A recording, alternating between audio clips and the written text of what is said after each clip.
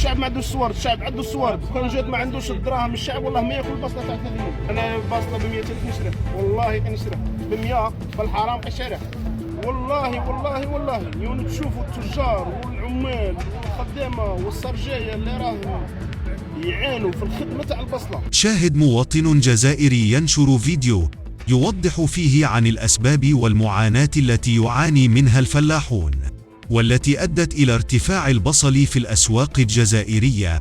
ما رأيكم في كلامه؟ شاركونا بتعليقاتكم.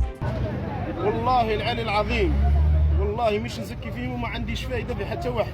صح الشيء اللي شافته عيني وسمعته ودني ما يعلم به الا ربي. عدى مده عامين مع طريق حسيف دود قرب راش ما تعطي القلاب، لقيت واحد السيد يعني متفكروا لحد الان يقولوا له العيد سلطان، حط كاجيطه تاع بصله ويروش القرعه تاع الماء ما عندوش، بس عطيته الماء وقلت له كيف البصله؟ قال لي يا ودي والله العلي العظيم ما لقيت لمن حتى نبيع. قال لي مام حتى التجار اللي ما نتعامل معاهم ونبيع لهم علي نعيط لكم عليا، ترمي عليا التليفون وكاين اللي يقول لي ودرني بطل خدمه البصله. المهم ملاحظه ثانيه، والله والله والله يوم تشوفوا التجار والعمال والخدامه والسرجيه اللي راهم يعانوا في الخدمه تاع البصله، راهم يعانوا في الخدمه تاع البصله، سيرتو في الموسم تاع الصيف، سيرتو في الموسم تاع الصيف من جهه الرشيقه اللي ما يعرفهاش ولا اللي يعرفها راه عارف واش فيها. السخانه ياسر والعقرب ياسر، السخانه والعقرب والريحه. سيرتو النبقه اللي فيها البصله، سيرتو النبقه اللي راه يهضر على البصله يقول البصله راها غاليه، قول له ارواح درك هو مازال بارد الحال، ندوك معانا تسرجي البصله. الا قدرت تقعد في الكاميو والخدامه يطلعوا في البصله غير ربع ساعه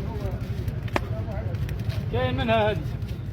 نعطيك واش دورها من عندي انا، نزكيك ونعطيك واش دور. هذه الملاحظه الاولى. ثانيا البصله هذه العوام ملي كانت الناس تطيش فيها ما هدرتوش عليها، وكي حب ربي يجيب لهم السلاك ويسلكهم ويعطيهم كود ما يخرجهم من الحصله اللي راهم حاصلينها والصوار اللي راهم مخلينها هذه السنين، عدتوا تهضروا اليوم على البصله. شافوا قاموا البصله، عطاهم ربي حب ربي يخرجهم من الطين يطلعهم، عطاهم هذا العام عطاهم ربي.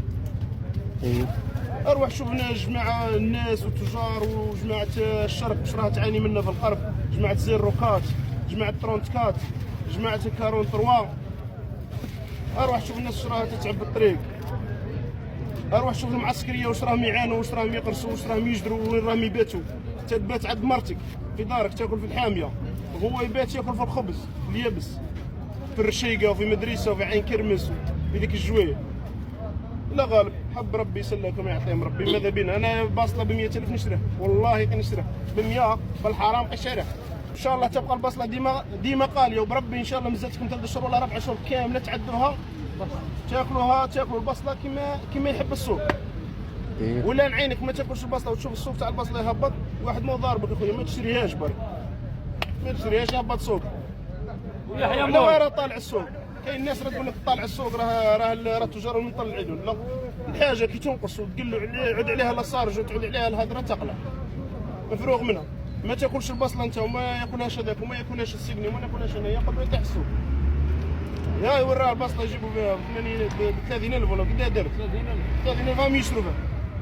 كاين اللي يبيع فيها 35,000. ويكذب عليك اللي يقول لك الشعب ما عندوش صوارد، الشعب عنده صوارد، وكان جات ما عندوش الدراهم الشعب والله ما ياكل البصله تاع 30,000. ربي عليا